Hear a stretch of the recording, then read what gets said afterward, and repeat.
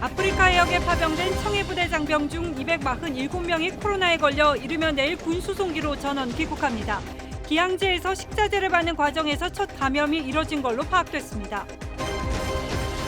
신규 확진자가 1,200명대로 집계된 가운데 고3 수험생의 백신 접종이 시작됐습니다. 코로나에 대한 걱정보다는 공부에 집중해서 날짜 오류와 명단 누락으로 인한 접종 차질도 빚어졌습니다. 경기도 유관기관 소속 공무원이 이낙연 후보를 비방하는 SNS 채팅방을 운영했다는 이낙연 후보 측 주장에 이재명 지사가 해당 인물을 직위 해제했습니다. 민주당은 대선 후보 선출을 10월로 연기했습니다. 서울 전역으로 폭염경보가 확대된 가운데 기습폭우도 쏟아졌습니다. 이번 주 기온이 38도까지 오를 것으로 예보됐습니다.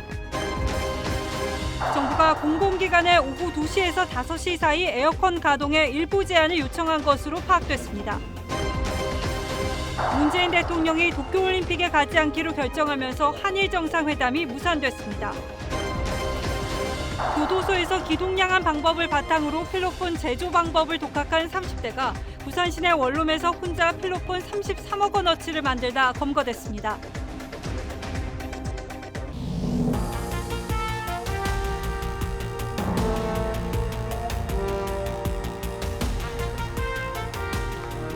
시청자 여러분 안녕하십니까? 뉴스9의 신동욱입니다. 아덴만에 파병된 청해부대원들의 코로나 집단 감염 사태가 급속도로 악화되고 있습니다. 검사를 진행할수록 확진자가 급증하면서 전체 80%가 넘는 247명이 감염됐습니다. 사실상 다라고 봐도 무방할 정도에서 코로나의 전파력이 얼마나 강한지 그리고 이런 환경이 얼마나 위험한지 새삼 입증된 셈이 됐습니다. 정부는 지난 3월 해외 파병 군인을 접종 1순위라고 발표했지만 그동안 망망대해에서 작전 중인 청해부대의 접종에는 사실상 손을 놓고 있었다는 비판이 커지고 있습니다. 오늘은 이와 관련한 저희 단독 보도를 포함해서 청해부대 집단 감염 사태 소식을 집중적으로 먼저 보도하겠습니다. 구민성 기자가 취재했습니다. 청해부대 확진자 수가 하루 사이 68명에서 247명으로 늘었습니다. 전체 부대원 301명 중 82%가 코로나 바이러스에 감염된 겁니다. 50명은 음성 판정을, 4명은 판정 불가 통보를 받았지만 확진자들과 함께 좁은 배 안에서 같이 생활하고 있어 추가 확진자가 나올 가능성이 높습니다. 확진자 중 1명이 추가로 현지 병원에 입원하면서 입원자는 모두 16명이 됐습니다. 우리 군 사상 최대이자 세계적으로도 유례를 찾기 힘든 군사시설 집단 감염입니다. 특히 함장을 포함한 30여 명의 장교 중 29명이 확진 판정을 받으면서 지휘부는 사실상 마비 상태입니다. 정부는 해외 파병 장병들을 접종 1순위라고 발표했지만 대상은 공무상 출장, 해외 파병, 재외 공간 파견 등 국익과 직결되는 업무를 수행하기 위한 출국의 경우입니다. 2월 초 출항한 문무대왕함의 청해부대원에게는 접종 노력을 하지 않았다는 점에서 사실상 인재란 지적이 나옵니다. 군은 청해부대원들이 접종받지 못한 이유로 백신 해외 반출을 금지한 제조사와의 계약을 들었지만 방역당국조차 이를 부인하면서 부실 해명이라는 비판이 나오고 있습니다. TV조선 구민성입니다. 정부의 안일한 대처로 이역만리 바다 위에서 작전 중이던 우리 장병들이 이렇게 한꺼번에 코로나에 감염돼 고생하고 있습니다. 그런데 저희 TV조선 취재 결과 청해부대 첫 번째 확진자는 조리 업무를 담당하는 간부였던 것으로 확인되었습니다.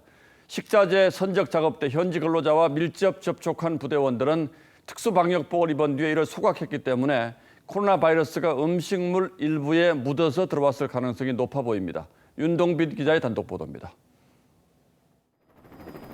지난 3월부터 아덴만 인근에서 작전 중이던 문무대왕함은 지난달 28일 한 아프리카 국가 항구에 들러 나흘간 식수와 식량을 조달했습니다.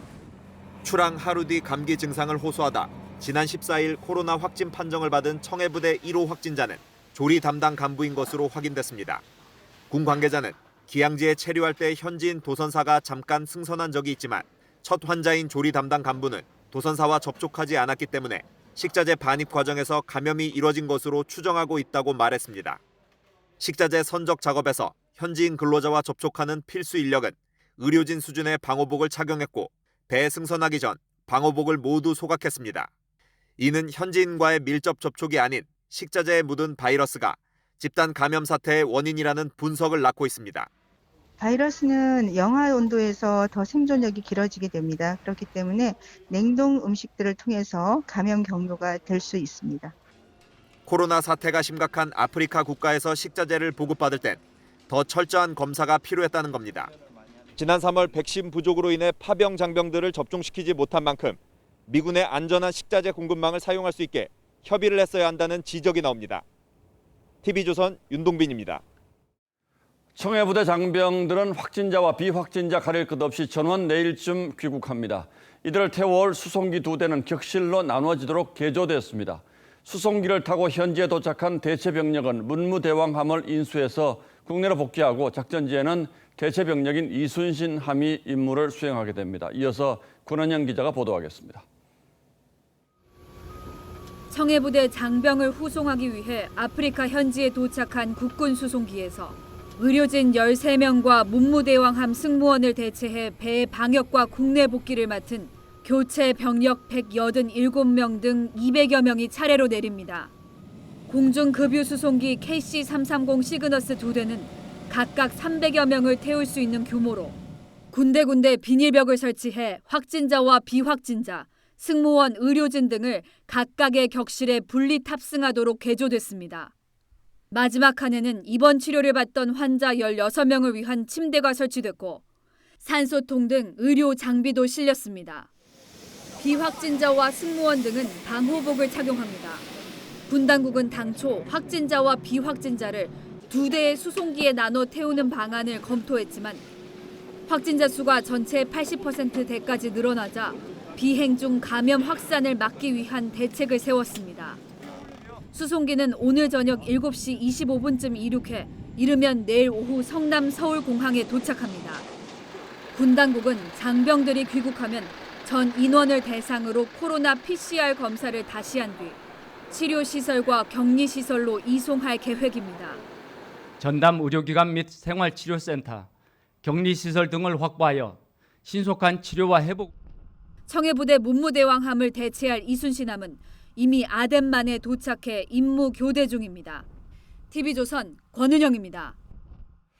오늘 새벽 0시 기준 전국의 코로나19 신규 확진자는 1,252명입니다. 일단은 숫자가 좀 준 것으로 보입니다만 검사 숫자가 적은 일요일 기준으로 보면 코로나 사태 이후 가장 많았습니다.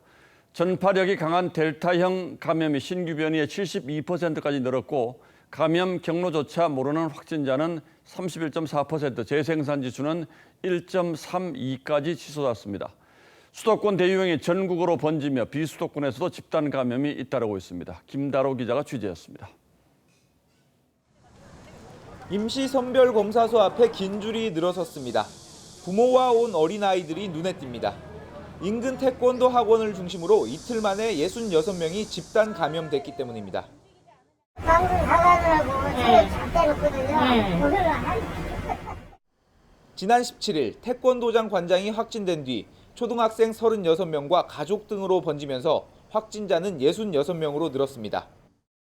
태권도 학원 맞은편에 있는 초등학교입니다. 초등학생 확진자가 집중된 이 학교에서는 전교생과 교직원 1,200여 명을 전수검사하고 있습니다. 다른 초등학교와 중학교까지 포함한 전수검사 대상은 1,900명을 넘어섰습니다. 대전시는 오는 22일부터 태권도장 등 실내 체육시설의 운영을 제한하는 강화된 거리두기 3단계를 시행할 방침입니다. 실내 체육시설에서 많은 확진자가 나오기 때문에 4단계에 준하는 10시 시간 제한을. 경기 연천의 어린이집에서는 교사가 먼저 확진된 뒤 원생과 가족 등 14명이 추가 감염됐고 소백산 국립공원 북부사무소에서도 직원과 가족 등 20명이 확진 판정을 받았습니다. 코로나19 확산세가 수도권과 비수도권을 가리지 않고 거침없이 퍼지면서 일상 감염의 위험이 커지고 있습니다. TV조선 김다로입니다.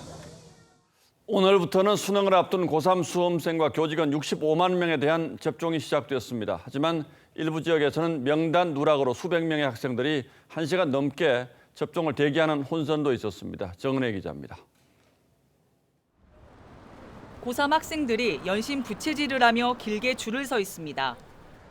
예진표를 토대로 전문의와 상담한 뒤 따끔해요. 따끔. 금세 접종이 마무리됩니다.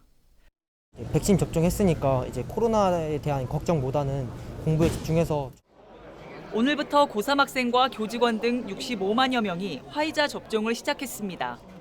그러나 일부에선 접종 일자가 잘못 기재돼 있거나 원래는 22일로 저희 등록이 돼 있는데 이 학교에서 안내를 19일로 해서 혼선이 생긴 건데 명단이 누락되기도 했습니다.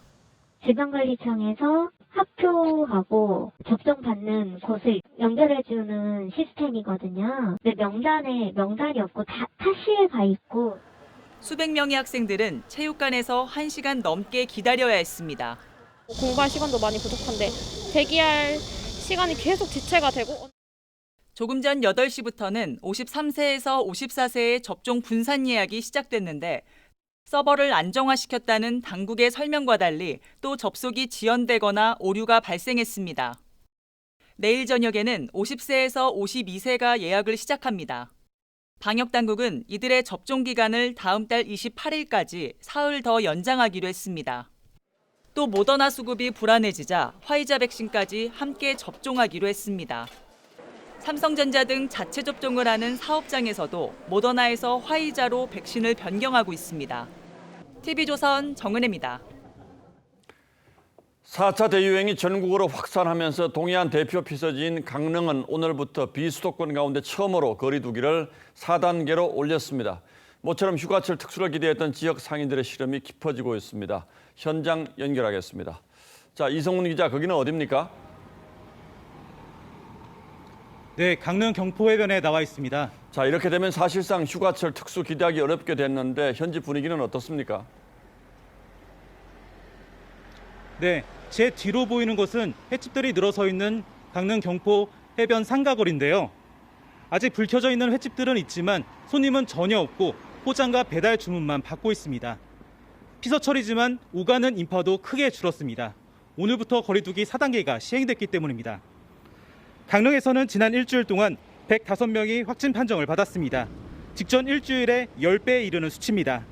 이 가운데 54명은 20대였고 지난 16일 해수욕장 개장 이후 사흘 만에 확진자의 73%가 쏟아졌습니다.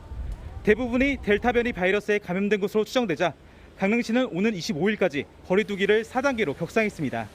이에 따라 5인 이상 집합이 금지되고 오후 6시 이후에는 2명까지만 모일 수 있습니다. 유흥시설은 전면 집합 금지됐고 식당과 카페 등은 밤 8시 이후에는 포장과 배달만 가능합니다. 해수욕장 출입도 밤 8시부터 다음날 아침 9시까지 통제됩니다. 강릉시 공무원 100여 명은 당분간 오후 6시부터 12시까지 경포 해변 등을 돌며 방역수칙 특별 점검을 실시할 예정입니다. 주말에만 20만 명 정도의 피서객이 동해안 해수욕장에 몰려든 가운데 강릉을 비롯한 인근 지자체들이 방역에 어려움을 겪고 있습니다. 강릉 경포해변에서 TV조선 이승훈입니다. 예, 서울 수도권은 당초 이번 주까지 그러니까 2주 동안 거리두기 4단계를 적용하기로 하고 상황을 지켜봤는데 확산세는 오히려 전국으로 번지고 있습니다. 지난 한 주간의 4단계 시행 성과가 없었던 것인지 애당초 2주로는 부족한 것이었는지 그렇다면 앞으로 어떻게 해야 하는 것인지 하나하나 따져보겠습니다. 자, 윤설기 기자. 네. 4단계 시행 정확히 일주일이 지났는데 평가가 나왔습니까?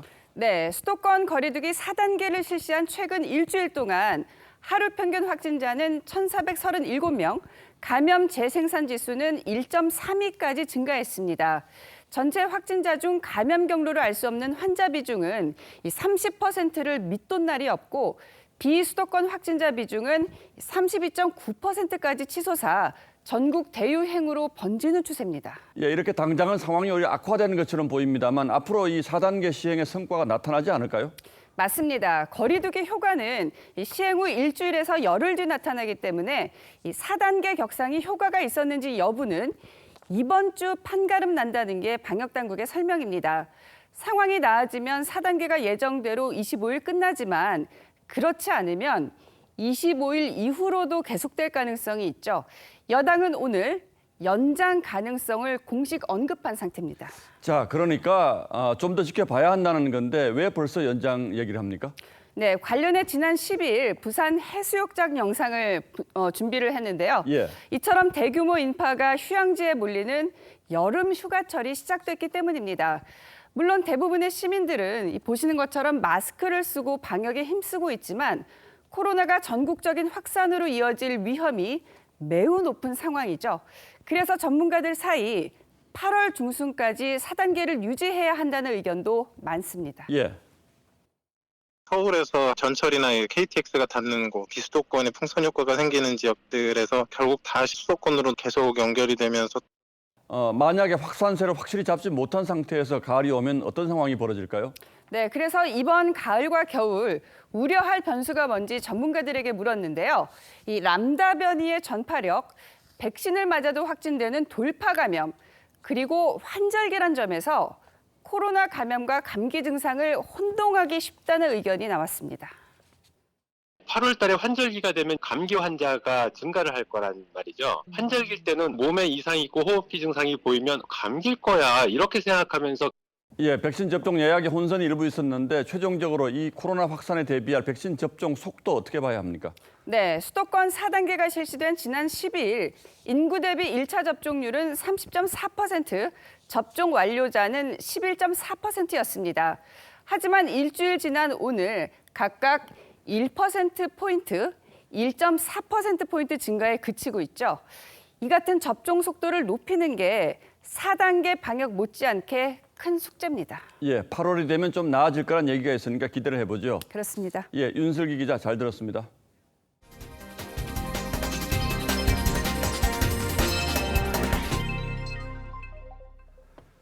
지금부터는 정치권 소식으로 이어가겠습니다. 민주당 대선 후보 경선에선 이재명 경기지사와 이낙연 전 민주당 대표 간의 신경전이 가열되고 있습니다. 특히 이 지사를 지지하는 경기도 유관단체 임원이 SNS 채팅방을 만들어서 이 전 대표를 비방하는 글을 유포했다는 의혹이 경선의 새로운 쟁점으로 떠올랐습니다.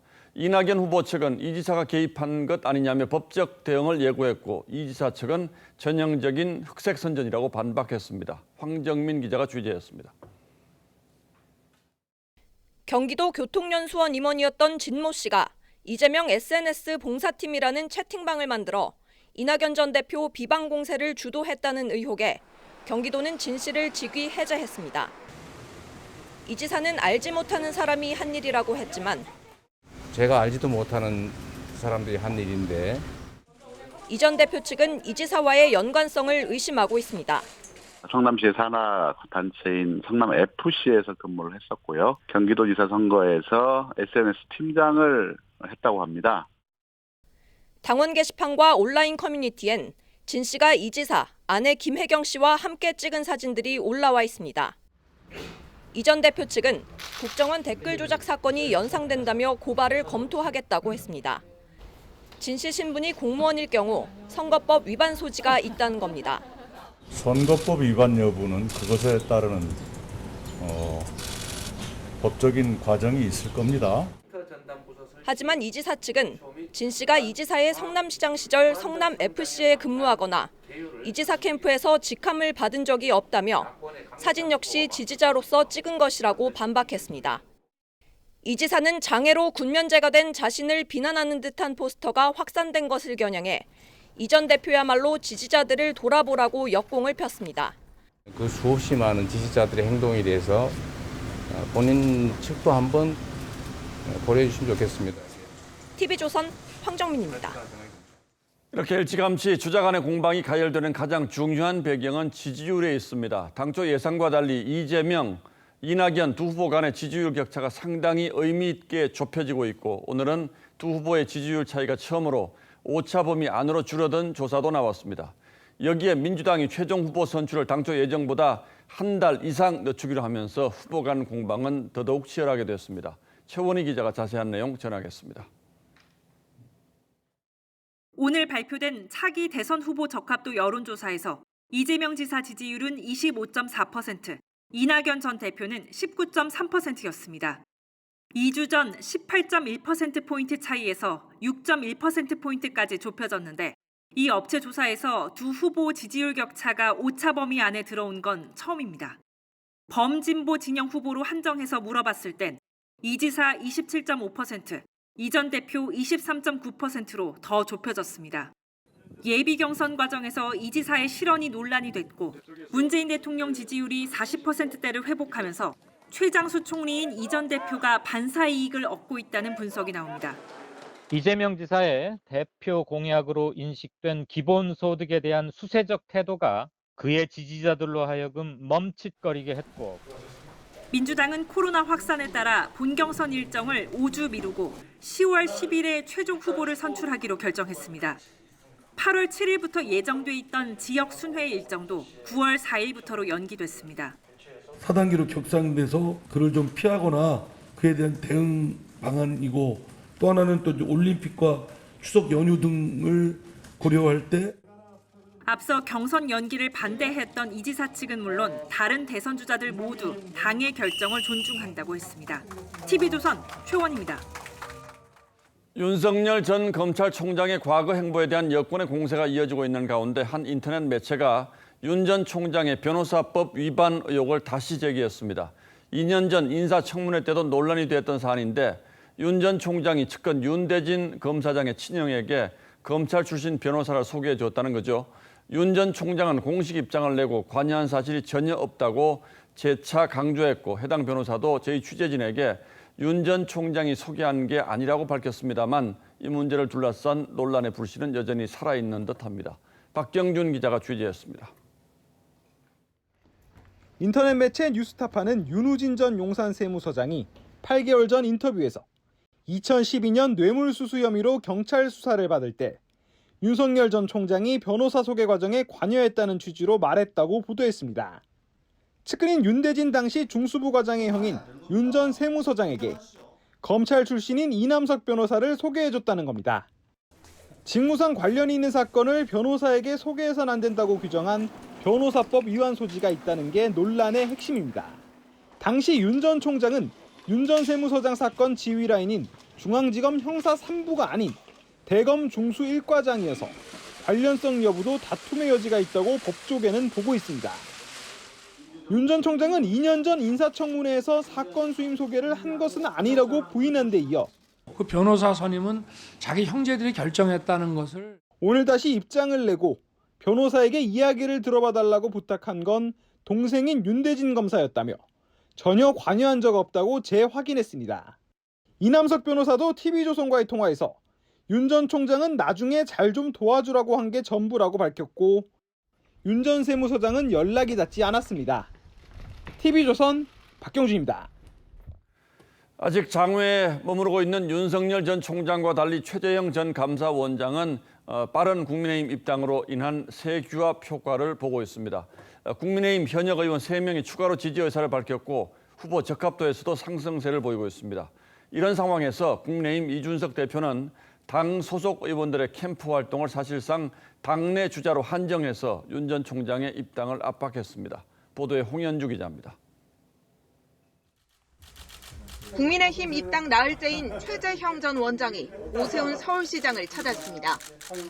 지도자는 일방적으로 끌고 가거나 자기 주장을 설득만 하려는 것이 아니라 다른 쪽의 의견을 경청하고 김용판, 김미애 의원에 이어 박대출, 조혜진 의원 등 과거 친박 친이계였던 3선 의원들과 초선의 정경희 의원이 최 전 원장 지지 의사를 밝혔습니다.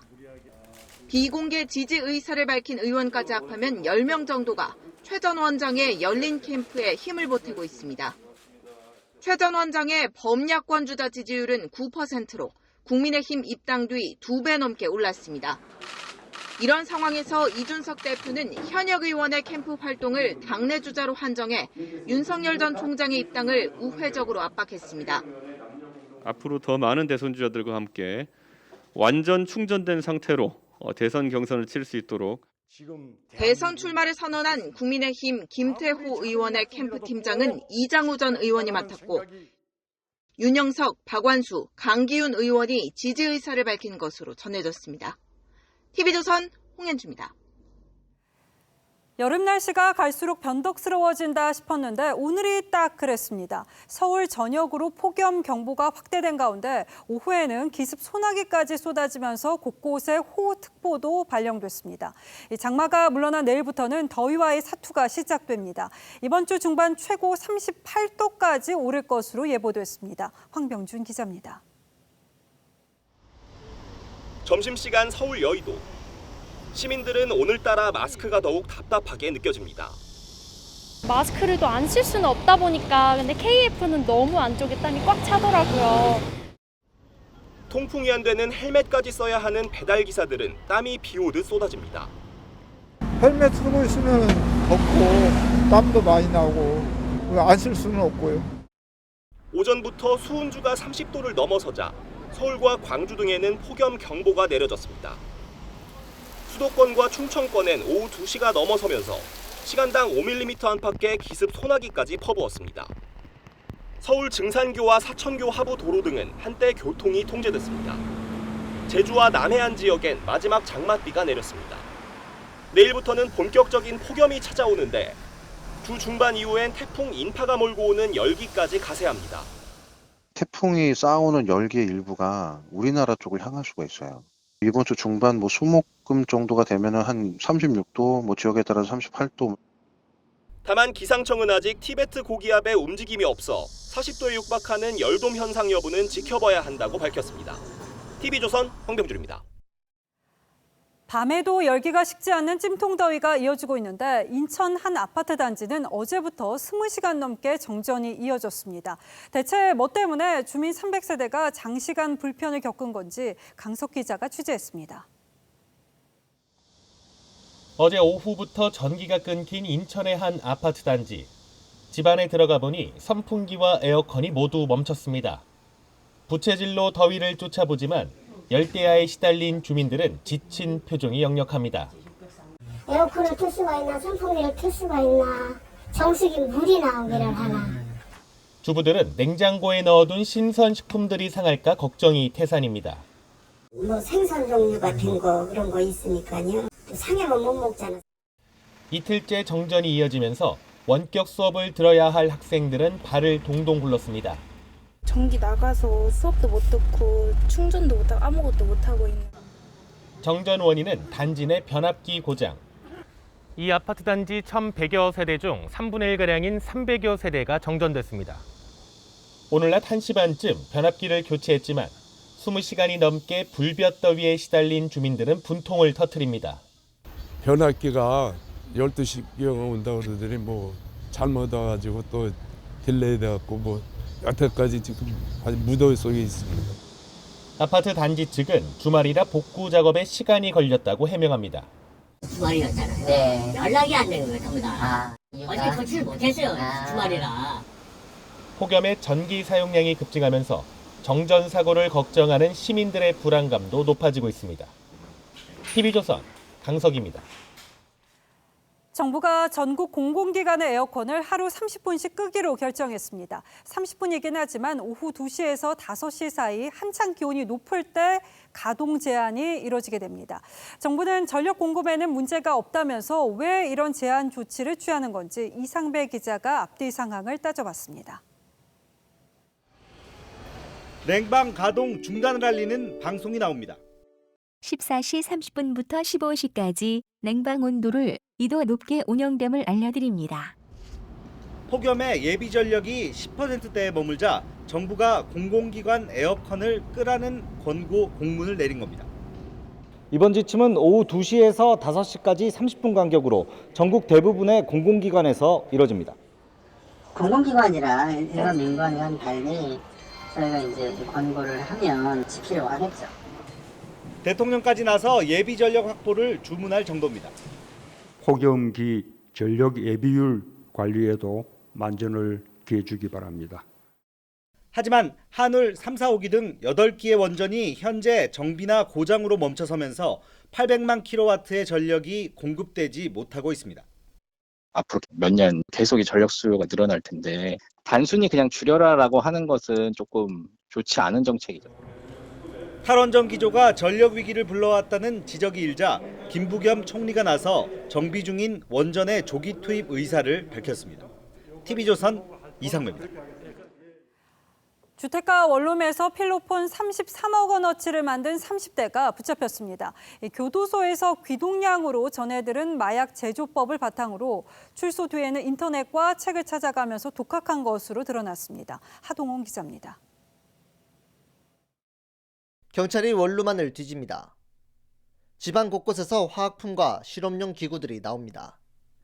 30대 A씨가 필로폰을 만드는 데 사용한 재료들입니다. A씨는 지난 4월부터 구미해안 주택가 원룸에서 혼자 필로폰을 제조해 왔습니다. 경찰이 압수한 필로폰 1kg은 시가 33억 원어치로 3만 3천여 명이 동시에 투약할 수 있는 양입니다. A씨는 처방전 없이 살 수 있는 일반 의약품을 활용해 필로폰을 만든 것으로 알려졌습니다. 제조 과정에서 발생하는 악취를 감추기 위해 원룸 꼭대기층 2개를 빌린 뒤 대형 환풍기를 설치하는 치밀함을 보였습니다. 마약 유통 혐의로 복역하다 지난해 11월에 출소한 A씨는 교도소에서 필로폰 제조법을 배웠다고 진술했습니다. 동료 수용자로부터 제조 방법을 일부 터득했고 출소 이후에는 인터넷이나 서적과 같은 방법으로 정보를 얻어서 A씨는 자신이 만든 필로폰을 팔기 위해 마약 유통책에게 접근하다 경찰의 덜미를 잡혔습니다. TV조선 하동훈입니다. 거리두기 4단계 조치로 수도권에 유흥업소 집합 금지 명령이 내려진 지 일주일째입니다. 그 일주일 사이에 이 조치를 비웃듯이 모텔 한 층을 통째로 빌려서 술판을 벌이고 성매매까지 알선한 변종 유흥업소가 잇따라 적발됐습니다. 구자영 기자입니다. 경찰이 숙박업소에 들이닥칩니다. 객실 안에 들어가니 남녀 4명이 둘러앉아 술을 마시고 있습니다. 시간은 밤 11시. 방역수칙 위반입니다. 숙박업소 금지되는 거 아시죠? 또 다른 객실 안에는 각종 술이 들어있는 업소용 대형 냉장고가 발견됩니다. 같은 층 객실마다 남녀가 어울린 술자리가 이어졌고 자리를 피하려던 여성이 경찰과 실랑이를 벌입니다. 나가시면 안 돼요. 경찰은 지난 주말 수원 유흥가 인근 숙박업소 2곳에서 변종 유흥업소를 단속해 업주와 손님, 여종업원 등 27명을 적발했습니다. 적발된 업소에서는 성매매까지 알선했습니다. 유흥업소 종업원들이 웨이터로 이렇게 돌아다니면서 술을 나르고 성매매까지 이루어지는 그런 구조였습니다. 경찰은 거리두기 4단계로 유흥업소 운영이 막히자 아예 숙박업소 통째로 불법 영업을 하는 변종 유흥업소가 성행한다고 보고 단속을 확대할 방침입니다. TV조선 구자영입니다. 도쿄올림픽 개막이 나흘 앞으로 다가왔습니다. 선수 확진이 잇따르는 가운데 저희 취재진도 일본으로 향했는데요. 공항에서만 검사와 대기에 6시간이 소요되는 등 절차가 상당히 까다로웠다고 합니다. 일본이 큰 사고 없이 보름간의 여정을 이어갈 수 있을지 이다솜 기자의 도쿄 입성기 보면서 가늠해 보시죠.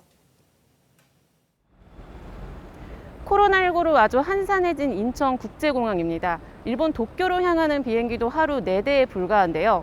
이 올림픽 취재진은 이 비자를 대체하는 PBC 카드 그리고 코로나 음성 증명서 2장이 필수적으로 요구됩니다. 2시간 비행 끝 나리타 공항에 도착했지만 자리에서 앉아서 기다려주시기 바랍니다. 일반 승객들이 내린 후 마침내 공항에 입성했는데 대기, 또 대기의 연속입니다. 코로나19 검사를 마치고 결과를 기다리기 위해 들어온 대기실. 다시 한번 확인 절차를 거치고 3시간이 지나서야 전원 음성 판정 결과에 공항을 빠져나올 수 있었습니다. 올림픽 조직위가 제공한 버스와 택시를 타고 저녁 8시 56분 마침내 도쿄 시내 호텔에 도착했는데요. 이 비행기 착륙 후 8시간 가까이 소요됐습니다. 사흘간의 호텔 격리까지 안전한 올림픽을 위해 아주 엄격한 절차가 요구되지만 일본 정부의 희망과 달리 상황은 악화되고 있습니다. 올림픽 선수촌에서 남아공 축구대표팀 선수단 3명이 감염되며 21명이 밀접 접촉자로 분류됐습니다. 당장 22일 개최국 일본과의 조별리그 첫 경기부터 불투명해졌습니다. 올림픽 관련 코로나19 확진자는 58명까지 증가. 개막이 다가올수록 불안감은 더 커지고 있습니다. 도쿄에서 TV조선 이다솜입니다. 개나 고양이 같은 동물을 우리나라 법은 아쉽게도 물건으로 규정하고 있었습니다. 다행히 앞으로는 생명체로 법적 보호를 받게 될 것으로 보입니다. 이 법무부가 동물은 물건이 아니다라는 민법 개정안을 입법 예고한 건데요. 그럼 앞으로 어떻게 달라지는지 최민식 기자가 설명해드리겠습니다. 한 남성이 주택가 골목에서 고양이를 내동댕이 칩니다. 김모 씨의 이 같은 학대 행위로 이 고양이는 생명을 잃었습니다. 검찰은 김 씨에게 벌금 500만 원의 약식 기소했습니다. 재물손괴죄와 동물보호법 위반이 적용됐습니다. 하지만 동물보호단체와 고양이 주인의 탄원 끝에 정식 재판이 열렸고 김 씨는 실형을 받았습니다. 정식 재판으로 뒤집어서 그 재판까지 가서 그나마 겨우 4개월 보낸 거잖아요. 그래서 저희들은 4개월이 너무 불만스럽고. 동물학대 사건은 이처럼 약식 기소가 대부분이었습니다. 법적으로 동물을 물건으로 봤기 때문인데 앞으로는 달라집니다. 법무부는 동물은 물건이 아니다라는 조항을 민법에 새로 넣기로 입법 예고했습니다. 동물 학대에 대한 처벌이나 동물 피해에 대한 배상의 정도가 국민의 인식에 보다 부합하는 방향으로 변화되고 처음으로 동물을 생명체로서의 법적 지위를 인정했지만 강제 집행이나 담보 물건 대상에서 제외하는 내용은 여전히 논의 중입니다. TV조선 최민식입니다. 이 마트에 가면은 상품을 너댓 개씩 비닐이나 플라스틱으로 묶어서 판매하는 것 어렵지 않게 볼 수 있습니다. 재포장 판매가 올해부터 금지된 걸로 아는데 어찌된 일인가 싶죠. 이 제조사가 위반이 아닌 선에서 적절하게 재포장을 하고 있는 건데요. 이들의 꼼수를 소비자탐사대 송지욱 기자가 포착했습니다. 대형마트 매대 곳곳에 보이는 재포장 제품들. 막걸리는 2개씩 포장돼 있고 낮게 포장된 두부도 2개씩 묶음으로 팝니다. 아니 이거 왜 이렇게 포장했지? 화장품은 1+1, 하나 더식으로 재포장된 상품이 넘쳐나고 과자와 라면 등도 여러 개씩 포장돼 진열됐습니다. 재포장 금지가 시행된 지 7개월이 넘었는데 어떻게 된 걸까?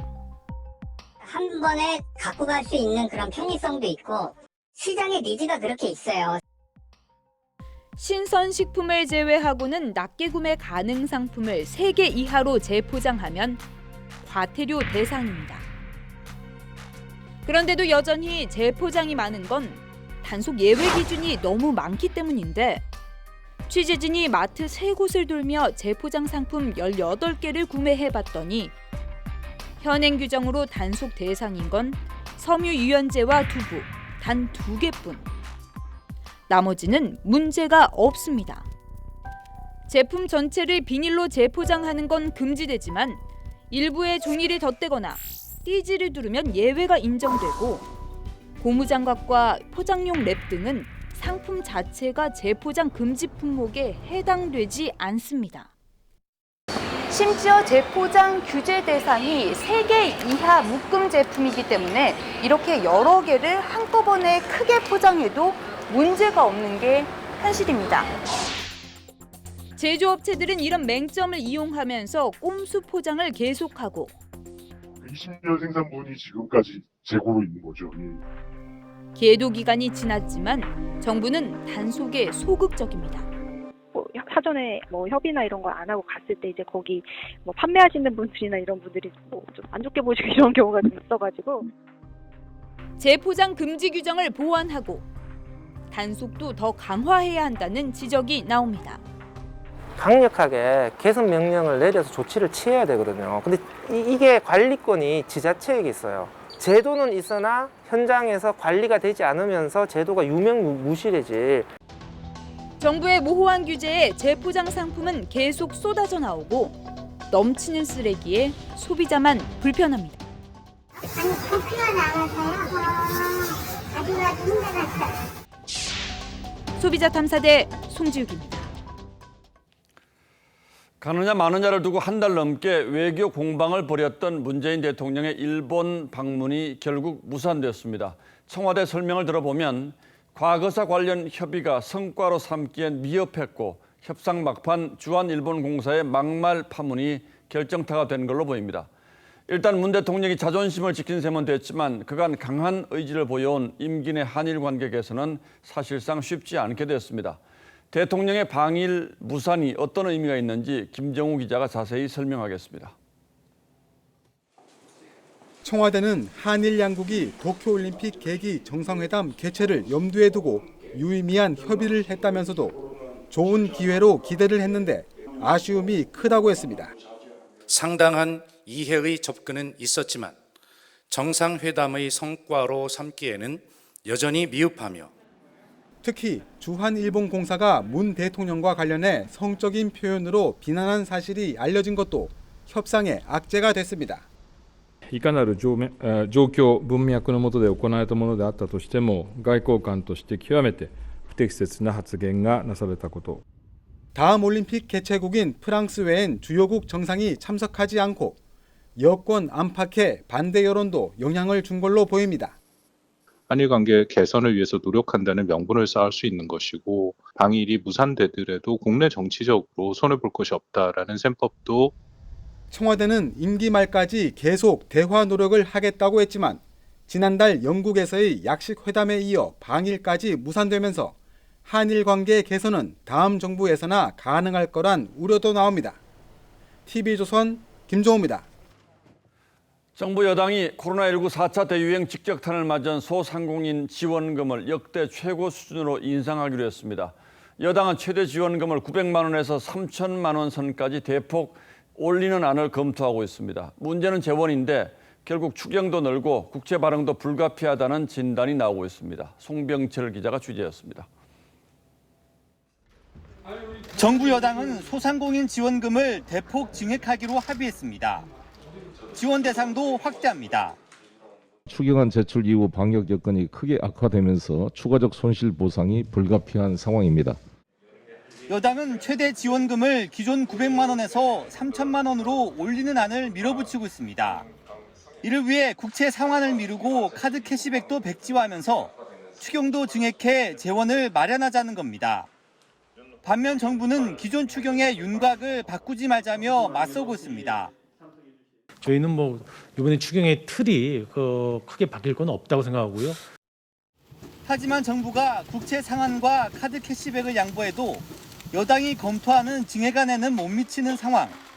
여기에 하반기 세수 요건까지 좋지 않습니다. 재확산 정도가 심해서 초과세수가 생각만큼 발생하지 않으면 그건 또 이제 적자 국채 발행하는 수밖에 없는 거잖아요. 재난지원금의 전 국민 지급 여부를 두고도 당 정간 줄다리기는 계속되고 있습니다. 여당은 다음 달 17일부터 소상공인 지원금을 지급하겠다고 공언했지만 이견 조율은 쉽지 않을 전망입니다. TV조선 송병철입니다. 중국 샤오미에는 대륙의 실수라는 조롱 섞인 별명이 붙었었죠. 그것도 옛말이 됐습니다. 세계 스마트폰 시장에서 애플을 제치고 2위까지 올라서 선두 삼성을 턱 밑까지 쫓아왔습니다. 오현주 기자입니다. 중국 샤오미의 첫 폴더블 폰, 삼성전자의 옆으로 접는 폰과 유사합니다. 성능과 기능은 비슷한데 가격은 싸다 보니 많이 팔립니다. 샤오미는 올 2분기 애플을 밀어내고 글로벌 판매량 2위에 올랐습니다. 1위 삼성전자와 격차는 2%포인트에 불과합니다. 성장률은 압도적입니다. 지난해 같은 기간보다 83% 성장했습니다.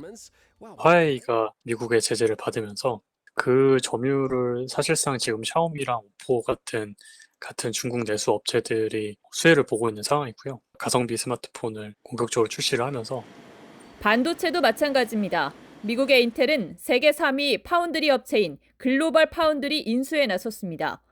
34조 원 규모입니다. 인수 합병이 성사되면 이 분야 1위인 대만 TSMC를 추격하기도 바쁜 삼성의 부담은 커질 수밖에 없습니다. 향후에 이제 경쟁 구도에서 차세대 메모리 쪽은 상당한 그 위험 요소가 될 수가 있죠. 사실 인텔과 직접적인 경쟁 관계가 없었거든요.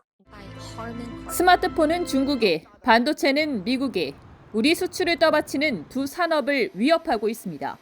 TV조선 오현주입니다.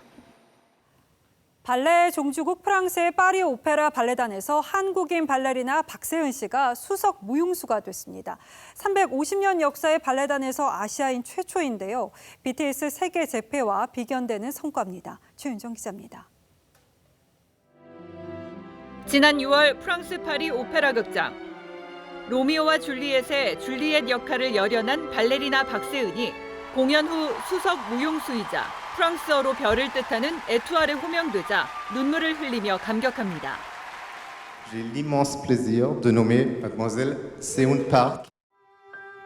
1669년 창단된 파리 오페라 발레단에서 동양인 최초 수석 무용수로 이름을 올렸습니다. 아직도 조금 신나 있는 상태고요. 올해 9월에 데뷔 때 왕관을 쓰고 데뷔를 하게 될 때 조금 더 실감이 날 것 같습니다.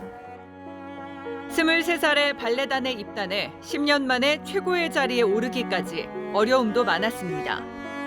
언어적으로 조금 처음에 굉장히 힘들었고 러시아 춤에서 프랑스 춤 스타일로 제가 춤을 이렇게 틀어야 했을 때 조금 방황도 했던 것 같아요. 현재 에투알은 모두 10명. 박세은은 발레단의 정년인 42세까지 에투알로 무대에 오르게 됩니다. 간절함과 인내심, 왜냐하면 에투알이 되는 것은 실력뿐만이 아니라 타이밍도 잘 맞아야 되기 때문에 최고의 자리에 올랐지만 아직도 보여주고 싶은 무대가 많다는 박세은 씨. 저는 지금부터가 또 시작이라는 생각이 듭니다. 프랑스 발레계 에투알 사이에서도 좀 큰 에투알이 되고 싶은 게 제 목표입니다. 내년 여름에는 한국에서의 공연도 계획하고 있습니다. TV조선 최윤정입니다.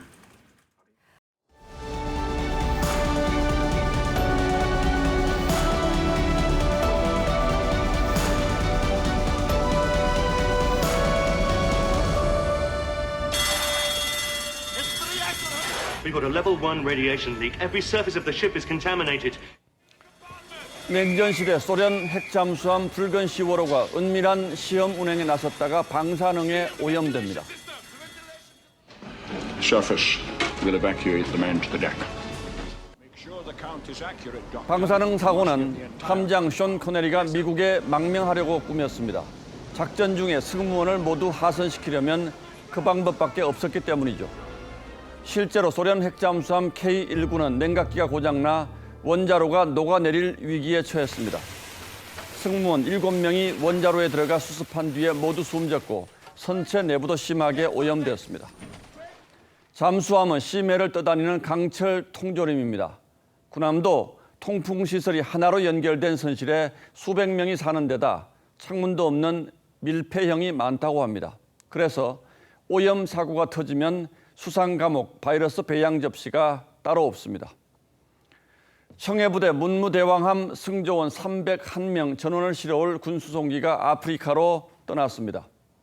전쟁 중 격침되거나 납포된 것도 아니고 감염병으로 작전을 중단한 채 모두 하선하는 것은 세계 해군사의 유례가 드문 일입니다. 이달 초 첫 증상자가 나온 이래 승조원 18비 코로나 확진 판정을 받도록 정부와 군은 대체 뭘 하고 있었던 건가요? 청해부대는 백신 접종이 시작되기 18에 앞서 출항했습니다. 하지만 백신 나오기 훨씬 전인 지난해 여러 나라 군함 잠수함의 감염 사태를 보고도 청해부대는 아무런 사후 조치를 하지 않았습니다. 국내 상륙함에서 확진자가 쏟아진 뒤로도 방치하다시피 했습니다. 그래놓고는 청해부대원 수송작전명을 오아시스로 붙이고 생명과 휴식이라는 오아시스의 의미를 담았다고 홍보했습니다. 제 얼굴이 다 화끈거리는데 이 장면은 또 누가 한 건지 궁금할 따름입니다. 이해하기 어려운 방치는 또 있었습니다.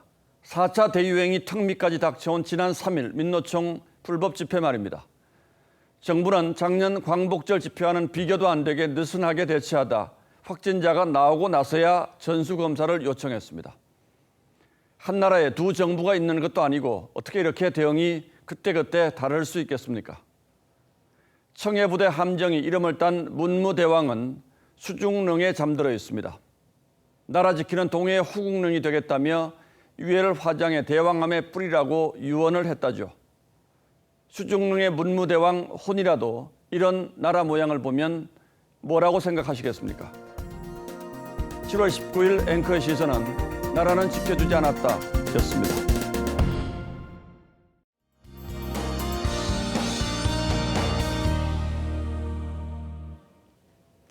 이번 주에는 밤잠 설치시는 분들이 많을 것 같습니다. 밤낮 없는 무더위 때문인데요. 특히 이번 주는 더 강력한 폭염이 예보됐습니다. 폭염특보도 더 많은 지역으로 확대, 강화된 상태인데요. 기온 살펴보시면 좀 더 와닿으실 겁니다. 오늘 서울은 30.5도까지 올랐는데요. 내일은 34도, 모레는 36도까지 치솟겠고요. 이후에도 35도 안팎을 유지하겠습니다. 낮 시간 야외 활동은 건강에 매우 좋지 않겠고요. 물을 자주 마시는 게 좋겠습니다. 폭염 속에 곳곳으로는 소나기도 내리겠습니다.